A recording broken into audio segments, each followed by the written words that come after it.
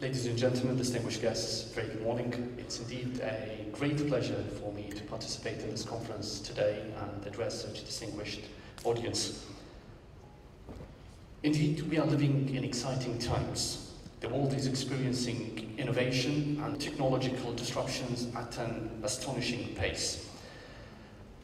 Knowledge and learning, or education systems, are seen to lay the foundations for current developments, from raising productivity, creativity, or promoting technological advances, contributing to economic and social progress and improving income distribution.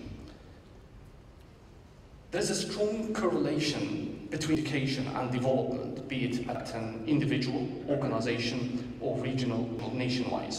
And thus, education needs to be one of the most important policy priorities. But before we go into details of this presentation, let us first see how education purpose been defined. Early views as of 1934 seen education to prepare the young generation to be responsible members of society. In 1948, education was envisaged to teach to think critically and build one's character. 20 years later, the definition evolved to include morality, creativity, productivity, producing learning societies, and so on. Early 90s, the purpose of education was seen more to promote learners to realize the purpose of being humans. In 2018, OECD organization states that the true purpose of education is defined in terms of its contribution to developing sustainable societies and enhancing individual well-being. As we can see that the purpose of education evolved over time, but with an underlying theme of preparing humans to contribute positively to their societies. Today, there is a high global awareness of the need for education and the quality of education at all levels. Information technology is playing a critical role in improving learning environments. However, there is a strong argument that there is a need to critically examine the adequacy of current learning systems that are still based on archaic modes of delivery. Let us see some justifications for this argument. I'll be looking at some figures related to jobs, as jobs are considered as important social construct. According to international studies, the global inequality gap is getting wider, with hundreds of millions of people living in extreme poverty conditions. Educational inequality is seen as a perpetuating factor for social and economic inequality. More than 600 million young people are not in education, employment, or training. The total number of unemployed today is around 200 million persons. Youth are approximately 3 times more likely to be unemployed than adults in today's job markets. Almost 1.5 billion people will be in vulnerable employment in 2019. In the next decade, more than 1 billion young people will enter the labour market, and a large number will face the future of irregular and informal employment. The biggest challenge, though, is brought by the fourth industrial revolution and the embedded technologies that has the potential to destroy millions of jobs. More than half of today's jobs will likely be replaced by machines in a decade or two. In Arab countries alone, we will be needing to create 100 million jobs in the coming 15 to 20 years. Automation will replace 50% of existing jobs, and the other 50% will be needing a reskilling. The new economy we are transitioning into requires a completely different mindset, and the reformation of education and learning systems should be at the heart of any changing plan. But how do you reckon current education systems are coping with the developments in today's world? Let's look at some of the issues in existing education curriculums. Among the major issues in existing education systems seem to be the outdated teaching methodologies. We have been using same methods to impart education for the past 150 years. As a result, current systems are seen to produce mass literacy, but unbalanced with employability requirements. Schools are focused on producing quantities of literates but not inclined towards quality of learning. Current curriculums also seem to be incapable of challenging mental capacities or critical thinking, but resorts to memorization and rote learning. Existing curriculums lack worldview, and thus learners have a limited understanding of global issues and important aspects like inclusivity, tolerance, and social justice. This ends up in the current curriculum being narrow and not designed towards meeting national goals for sustainable societies. The challenge then is that we are producing masses of literate, unemployable population. In other terms, this is simply a recipe for a disastrous national security that's going to hit the stability of countries. This is why we strongly believe that current education systems need to be drastically revolutionized. Coming from this understanding, we recently in the Arab League launched an initiative to promote digital transformation in the Arab region and support the development of sustainable social and economic systems.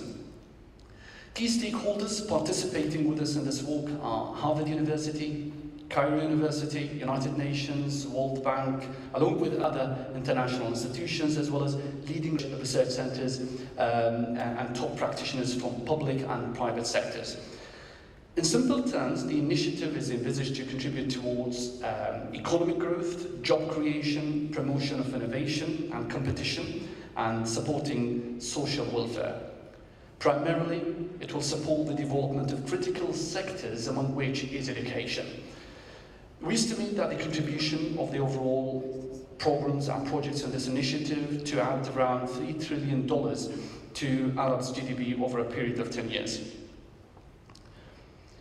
I'll quickly take you through our proposed education program. We aim, in very simple terms, to revamp existing education curriculum, making it more adaptive to the needs of the learner, simulate critical thinking, leveraging technology, transforming current roles of educators and instructors from merely being knowledge gatekeepers to facilitators of knowledge, and making learning a continuous process rather than being it confined within the boundaries of schools. Content-wise, the curriculum will be designed to address at least 100,000 global issues that we face today, and will be set to serve at least 100 million students in the Arab region and Africa, with more than 50 million contributors worldwide to provide a ratio of 2:1 from teacher to student perspective. To meet some of these objectives, the curriculum will be technology-driven, with redefined goals of education and building a universal learning environment.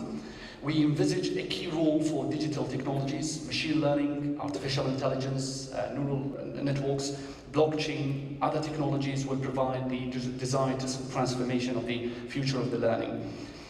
There are several areas where machine learning and artificial intelligence in specific are planned to contribute in our initiative. I'll talk about major areas. The first one being the personalization of the content. Artificial intelligence, through its ability to create patterns, it will present the learners with an education content that is meaningful and relevant to the learners, driven by the interest and often self-initiated. Today, teachers are able to deliver a unidirectional content compared to reciprocal teaching methods. AI will transform this, as it will attempt to understand the personal needs of each learner and deliver content based on the level and pace of understanding. This should lay down the grounds for adaptive learning, as AI will adjust the content to provide unique learning experiences for understanding concepts, solving mathematical problems, and so on and so forth. AI will also play a key role in assessing the learning performance and identifying areas for improvement and where personal intervention would be required. Big data and deep learning technologies will be employed in here. Artificial intelligence today has the capability to process natural languages, which should enable learners to be interactive during the learning process. Now, AI technologies offer today an innovative feature where people can speak different languages without having to learn them. Chatbots will be designed to understand different languages and converse in each one, not just a mechanical translation of the language. One of the important design elements of the education platform we are proposing here is related to the grading system, which will be fully automated with periodic performance reviews to enable a holistic learning environment and provide suggestions and feedback to all participants in the learning process. The concept of gamification will reach new levels with AI, making learning a fun and entertaining activity. Through gamified education apps, we will offer education content through puzzles and other techniques to encourage formal and informal learning, increase participation, engagement, and competition between learners. Augmented and virtual reality technologies will support the concept of gamification, as learners will be engaged in interactive experiences of augmented reality using tablets and smartphones. Overall, we have a 6-year plan for the development and the implementation of this new education platform, interspersed with testing and pilot implementations, details of which are going to be shared and announced in later this year with our partners from World Bank and the United Nations. To wrap up this presentation today, education systems have important implications for our future, be it economic growth, development, or stability. Global challenges of today and tomorrow cannot be addressed without the reformation of current education systems. The use of modern technologies, especially machine learning and AI, will have a profound impact on knowledge and learning practice, that's for certain. How we understand, develop, and apply technology is becoming defining issues of our times. Countries are investing billions of dollars to explore breakthrough applications with emerging technologies. We should be actually in position to transform the education systems in this new era of technology through new methods of teaching and learning. How many of us could draw a picture of the world and how it's going to look like 30 years from today? And certainly, it's difficult in light of the changing landscape of technological developments today. My question to you is, what do you think will happen if we keep going with the same education system without changing it in light of what is happening today? Thank you very much.